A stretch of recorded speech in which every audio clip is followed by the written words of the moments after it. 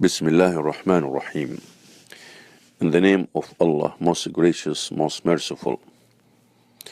The truth is one. Part 1. The first part of a logical argument proving that the truth is absolute and not relative through examination of morals and ethics in various times and places. By M. Abdus Salam.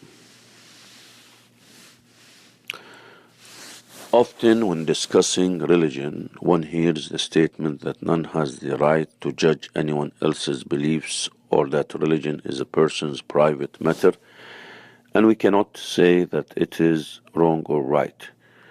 Throughout history, societies have based their laws and ethics upon absolute truths which they deem to be right, and this is either a result of an exterior text,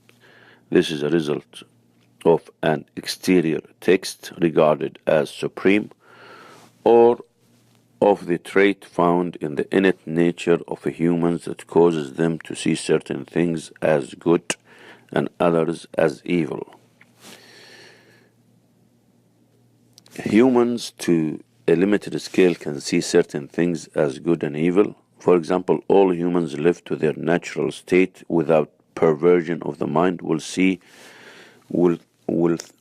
feces and urine as filthy. Also certain deeds like stealing, killing,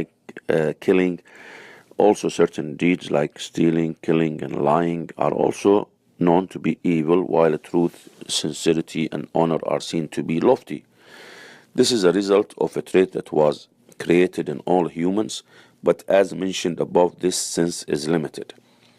If one says that they do not have the right to judge others' beliefs or actions, they are in fact contradicting themselves.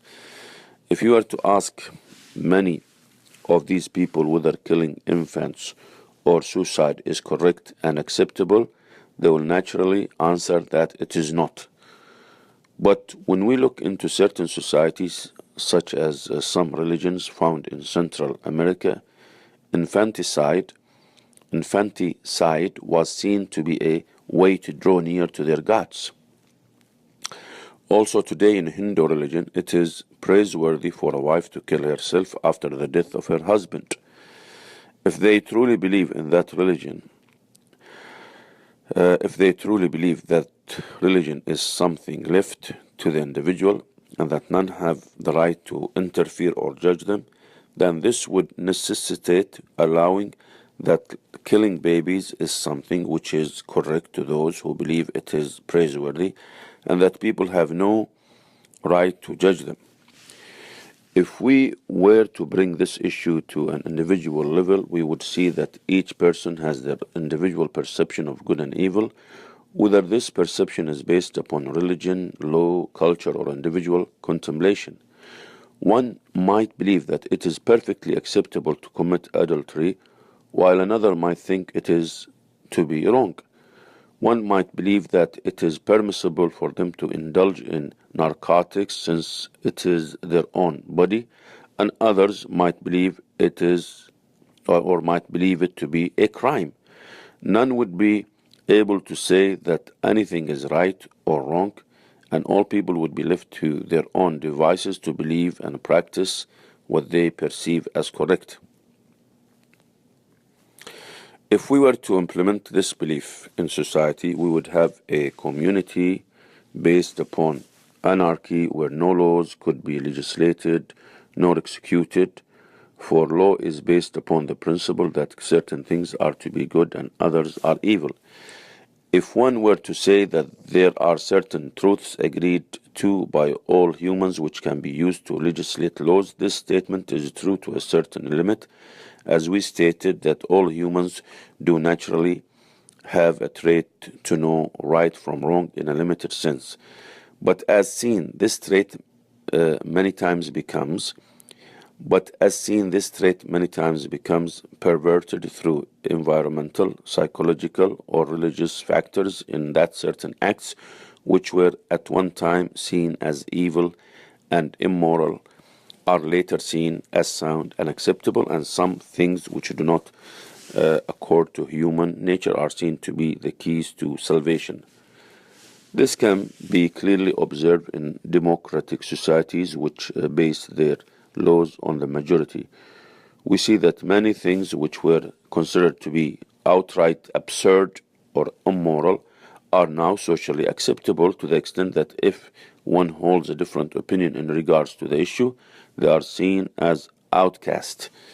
For this reason, humans cannot be left to their own accords to legislate what is correct and incorrect, even in societies of the same religion, which have instituted the separation of religion and state, although they are in agreement to those things which they maintained from their religion. They differ greatly in regards to what is deemed correct and incorrect in their societies. What is considered as the legal age of consent to sex in France is considered rape in America.